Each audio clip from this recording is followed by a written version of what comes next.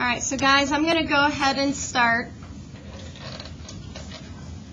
Now again, I'm going to be recording this, guys, and then putting it on Canvas, so if any of you guys forget what I'm doing, you can just go on Canvas and watch the video.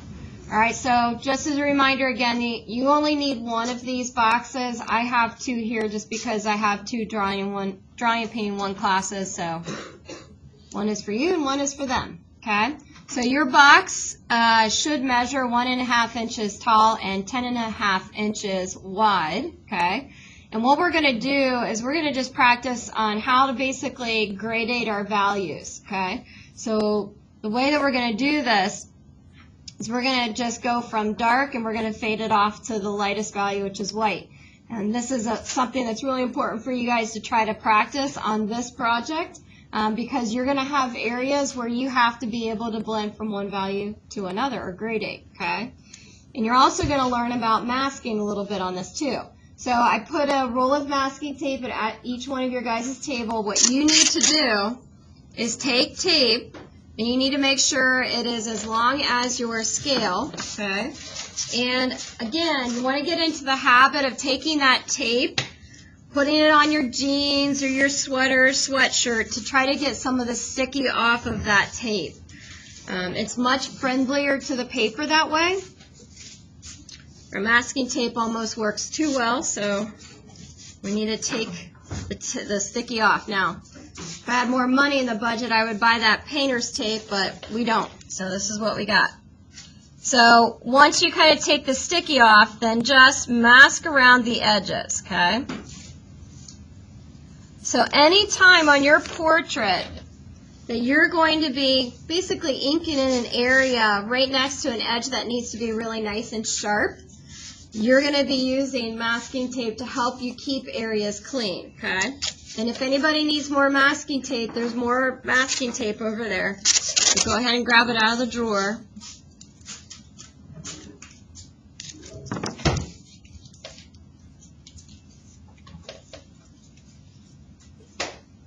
So again, just take your tape, take the sticky off, and then put it down. Now, it's not, to be honest with you guys, it's not really that important to worry about, you know, ruining or tearing our sketchbook paper because this is our sketchbook. But again, I just want you guys to kind of start to develop the habit of thinking like this, you know. How do I keep my edges clean? What should I do? How do you use the masking tape? So this is all stuff you need to get in the habit of.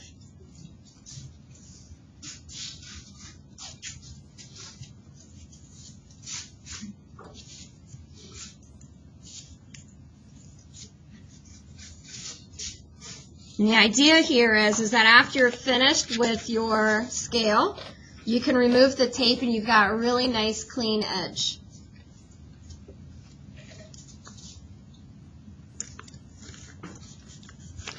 So that's what it looks like taped up. Okay.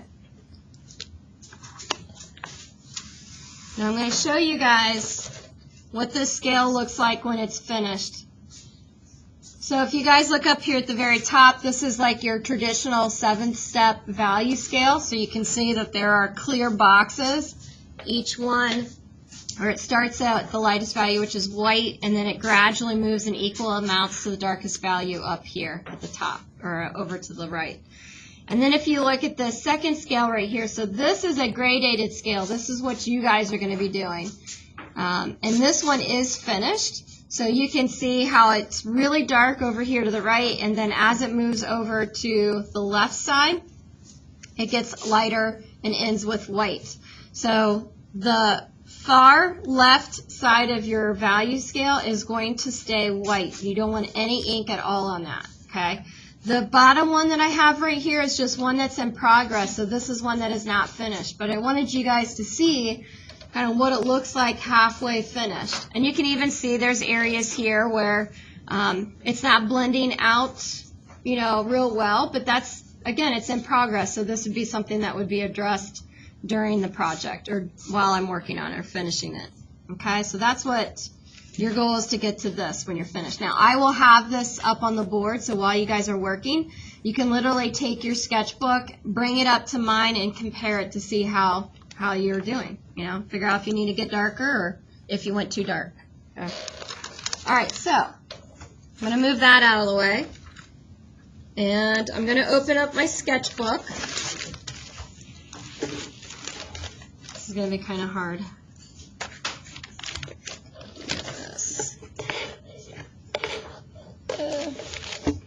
Okay, there we go. So I strongly suggest, guys, that you open your sketchbook up so you have access to both pages. Okay, so because you're going to be using this other page over here as sort of like a kind of scrap side, and this is where you're going to kind of take off any excess ink. This is also too where you should be keeping your ink pad. So go ahead and put your ink pad on that extra piece of paper. Yeah. What if I have a drawing on that page that I have to work on? Put another piece of paper on top of it. Okay. Like rip out another piece of paper and put it on top of it. Okay, so I've got my ink pad here. I'm going to go ahead and put this sort of in better view of the camera so you guys can see it. These are just your traditional stamp pads, okay? This is for all of you guys who've been wanting to finger paint. You will very quickly wish that you did not wish for finger painting after you probably do this project. These ink pads, they do dry out, so I'm going to show you guys how to refill them with ink. The important thing you need to remember, guys, is that even though there's this sponge in the ink pad, is that it doesn't necessarily prevent the ink from spilling out. Okay, so when you guys refill with ink, it's still very capable of just dripping out of this ink pad. So just be very careful when you carry these things that you're not just, you know, holding them off to the side or upside down, because the ink will just spill out. And this ink, guys, is permanent. Okay, so if this gets on your clothes, it's very likely it's not going to come out. It will stain your fingers, but it comes off in a couple days. So, all right, so this is what the refill ink looks like. So it's in this like bottle. So all you do is you just take off the top. Kind of put this off here. Take off the top, and what you have is just like a felt top here. And what you're going to do is you're going to put the bottle basically upside down and right on top of that ink pad, and you give the bottle just a little squeeze. And you'll notice, kind of hard, oh, you can kind of see there. You'll see the ink go into the ink pad, okay? And that's just how you refill it. Now, your guys' ink pads may or may not need to be refilled. We're just going to test them out to see first. So this is how it goes. I just kind of go over the whole thing. Now, sometimes I've got some kids who kind of get picky about how they want to refill these ink pads. What they'll do a lot of times is they'll just refill like one side. So they have one side that's a little drier than the other, so that when they want lighter values, they'll go to the dry side. So it's a little trick a lot of them kind of came up with on their own. I don't personally do that just because I can never keep track of which side is inked or not. So, all right, so when you initially start, the best thing to do is you use your 2 fingers here. I've had a lot of kids, when they're inking some of those big, really dark areas on their portrait, they'll literally use all 4 fingers. So totally up to you guys.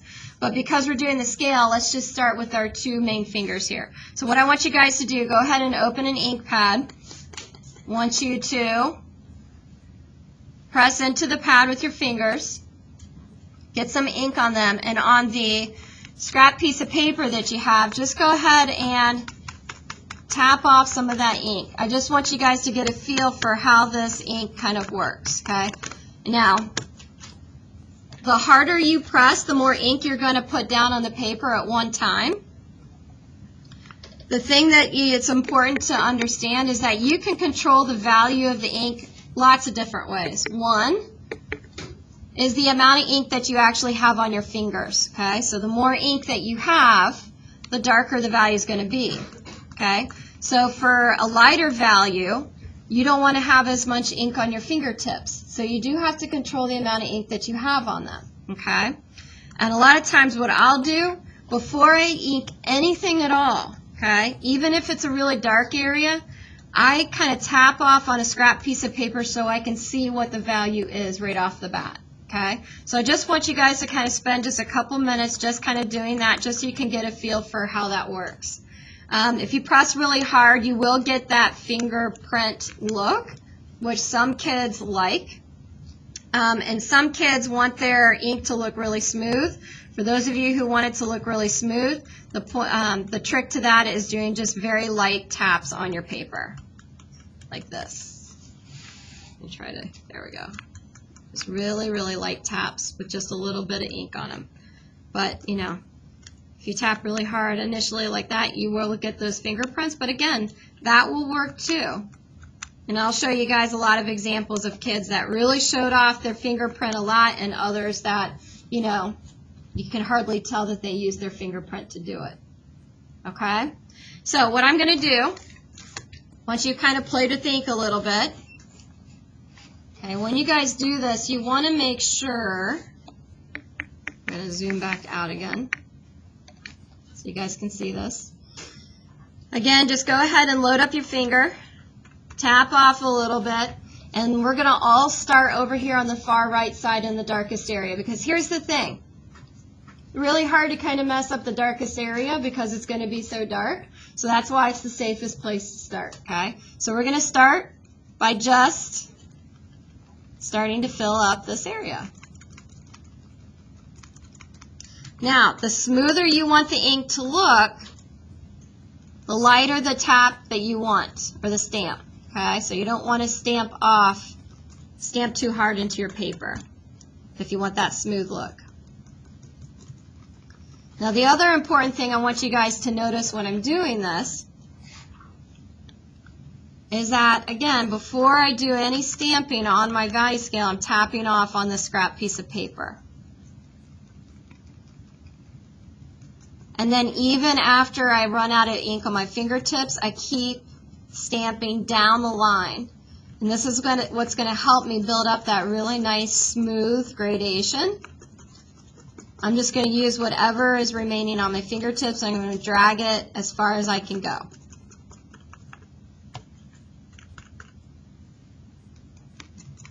I'm just going to keep building it up and then dragging all the remaining ink down the line.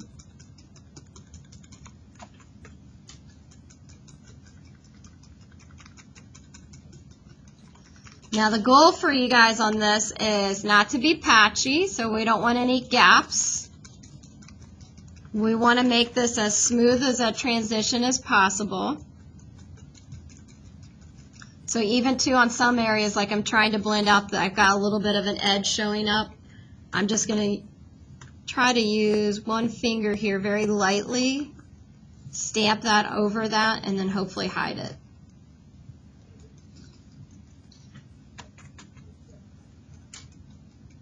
Now it's important too to also recognize, guys, that there's more than one way to do this. So this is just the way that I have found that works best for me. You guys have other ideas, try them out. You're never going to hear me complain about it as long as the product is good.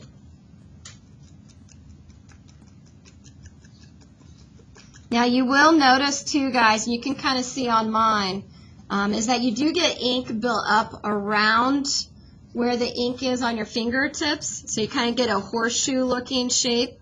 Something that I like to do every once in a while is just kind of roll my finger around on my scrap piece of paper to kind of take off any of that buildup.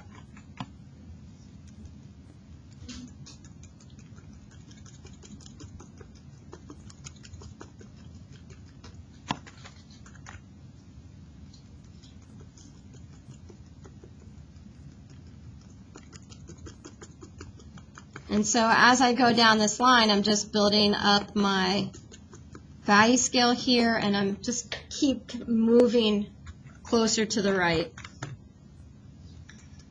But the thing that you need to understand too is that as you move to the right, your value should be getting lighter. So I'm not going to be putting as much ink on my hands once I get to these lighter values. The other thing too that's important to recognize is that because we're dealing with ink, guys, You can always make something darker, but you can never make it lighter, okay? So if you're ever in doubt about what value you should be doing, stay a little bit on the lighter side, and then you can always go back and make it darker later. Just can't make it lighter. That's the catch.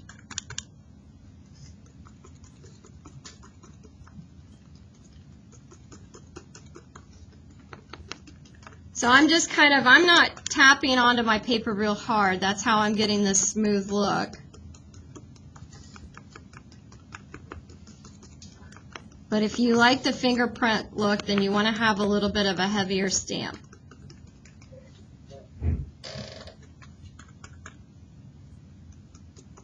Make it dark over here.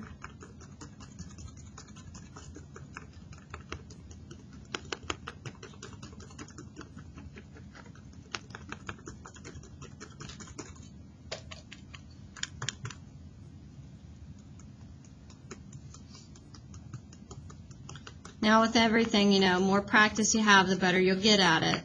And you'll really get a good idea of just how to control the value as you go through this project.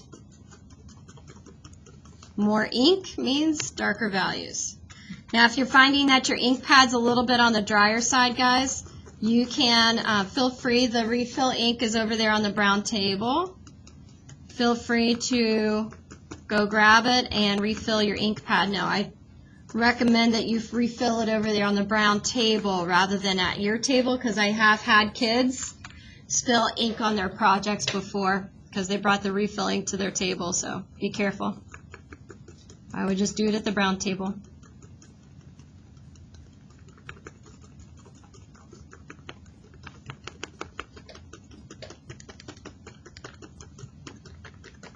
So I'm just going to keep dragging this along. So when you guys are working on your self-portrait, you will have your sketchbook out every day. This is where you're going to put your ink pad on there. You're going to use your paper to kind of tap off your excess ink off your fingers before you start stamping on your project.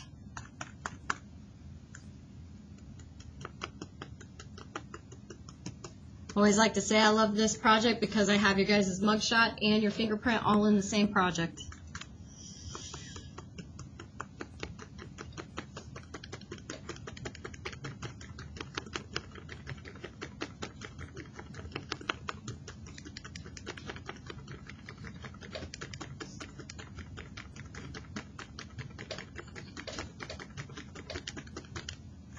And remember, just every once in a while, take your fingers and just kind of rub off some of that ink that gets built up around the edges.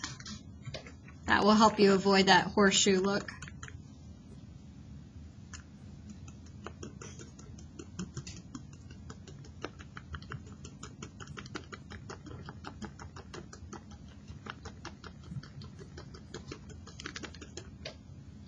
Okay.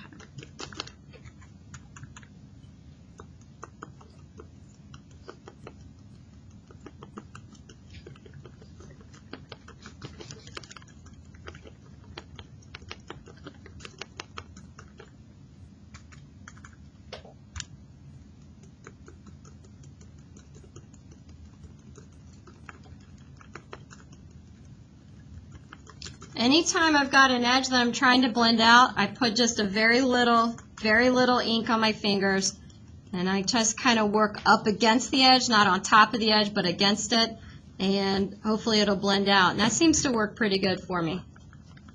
A little tip there for you if you're looking for one.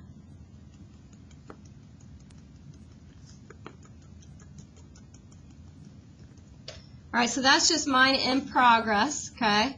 I am going to put my finished one up on the board for you guys so you can literally bring up your sketchbook and put it right next to it and compare it to see where you're at with yours. So you're going to work on that until you finish it. If you don't finish it today, you can finish it tomorrow. So it's due tomorrow on Block Day.